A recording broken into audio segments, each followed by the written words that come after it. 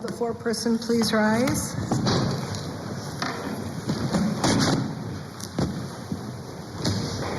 Has the jury agreed upon a verdict? Yes, we have. What is your verdict, please?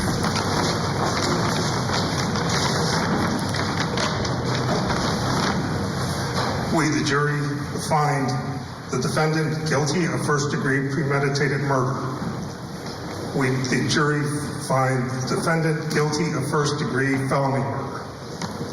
Members of the jury, listen to your verdict as recorded. In regards to count 1, guilty of first-degree premeditated murder. Count 2, guilty of first-degree felony murder. Is this the verdict of the foreperson? Yes, it Is is. this the verdict of the jury? Yes, it is. Okay, you can have a seat, sir. We're going to poll the jury now. If you could pass the microphone to juror in seat number 1, please. Juror in seat number 1, is this your verdict? Yes. Juror in seat number 2, is this your verdict? Yes, it is. Juror in seat number 3, is this your verdict? Yes, it is. Juror in seat number 4, is this your verdict? Yes, it is. Juror in seat number 6, is this your verdict? Yes, it is. Juror in seat number 15, is this your verdict? Yes, it is. Juror in seat number 14, is this your verdict? Yes. Juror in seat number 13, is this your verdict? Yes. Juror in seat number 12, is this your verdict? Yes. Juror in seat number 11, is this your verdict? Yes. Juror in seat number 10, is this your verdict? Yes. Juror in seat number 8, is this your verdict? Yes. Thank you.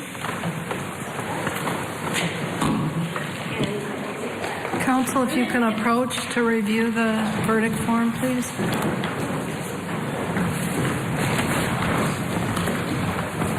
Does this comport with the verdict we just received in open court? Yes. Does it comport? Okay. I've now received the verdict and confirmed that it comports with the verdict received in open court and confirmed by polling. So, verdict having been received, I now thank you for your service. This was a very significant and time-consuming case. We were worried we would not get a jury to stay through it all and work through it all, and it was a lot of work. I've never had a jury ask as many questions as you did. So on behalf of all of us here, I want to thank you for a job well done as far as listening to the evidence and paying attention to everything and taking the serious time to deliberate the case as well. So thank you, and we're going to have everyone here wait in the courtroom a bit. I'm told the jurors want to get out of here and go, so we'll stay in the courtroom and give you guys the space to get out of the building, and thank you. And you're done. You can watch the... All right.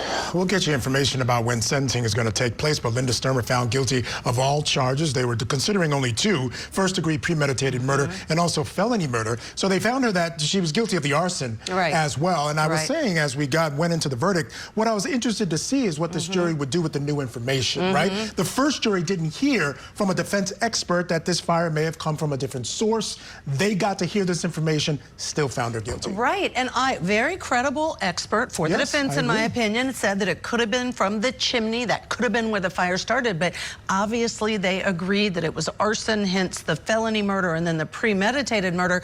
I think what stood out to me in this case were the 3 sons rather, that did end up testifying, saying that she changed her story a lot of times and that she instructed them to lie about different things. I think that was, that proverbial nail in the coffin. Yeah, I think your own sons coming into court not believing you, thinking you're capable of this, I think was more than enough for this jury to find her guilty, which they obviously did. Let's bring in our guest. Joining us, criminal defense attorney and former prosecutor Franz Borghardt. Franz, I want to get your reaction to the verdict in that case. It took 7 hours, and we're finding that that's kind of a sweet spot now for some of these verdicts. Clearly, they discussed the evidence. I think that fire expert, to your point, Judge, was a credible expert. Maybe that provided them some talking points, but I want to get your thoughts. Well, 7 hours is a long time. We know that this jury was engaging and asked questions all throughout the trial, so that it's not a jury that didn't care. I don't think that this was a case of it's Friday, I want to go home. I think they deliberated and they came to a decision. Now, let me say this.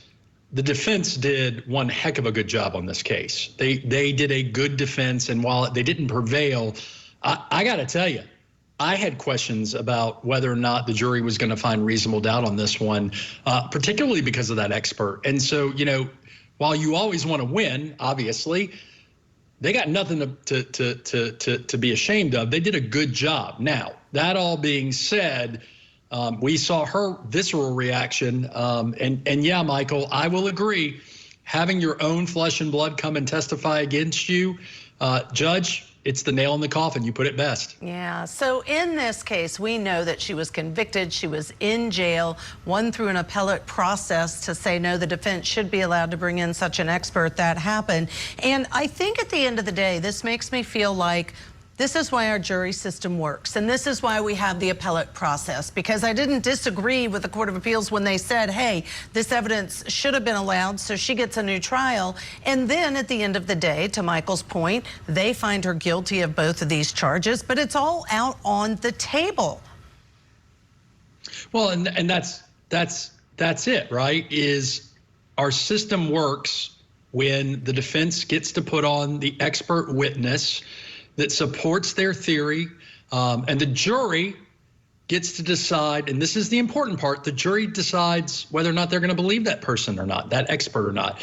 And I think, Franz, let me cut you this off for time one around, second, Franz, and I truly apologize. I just want to explain what's going on as we're watching live in the courtroom right now. As you can see, her bond has been revoked, so she's going to be taken back. She had been out on bond. Again, she was convicted in 2010. Her case was overturned in 2018, so she's been out living a life, and I think you see some of that, the emotion that you saw from her. And she's being handcuffed now. This is a normal process. When your bond's revoked, you're going to jail. What surprises me, Michael, is you don't want to manifest anything, but I would have thought that she'd been told, here are all the alternatives of what might happen today. Don't wear jewelry. Don't, be prepared that you might actually be arrested.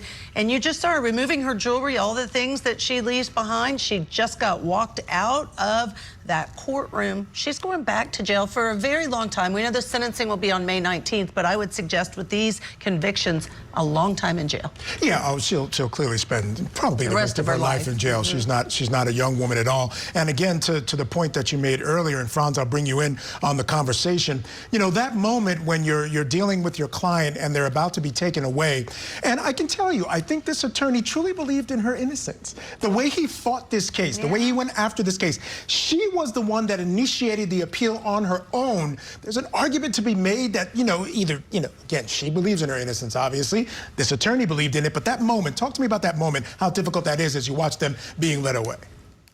Well, it's difficult whether you think your client did it or not, but when you really are convinced that your client may be factually innocent, it's devastating. People ask me all the time, guys, is it easy or hard to represent guilty people?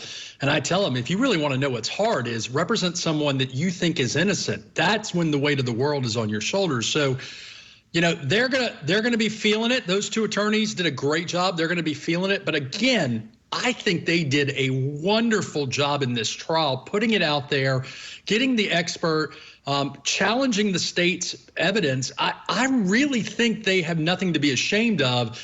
But yeah, they're probably hurting right now. And look, she probably didn't believe this was going to happen. I mean, hence the jewelry, hence not being really ready to be remanded.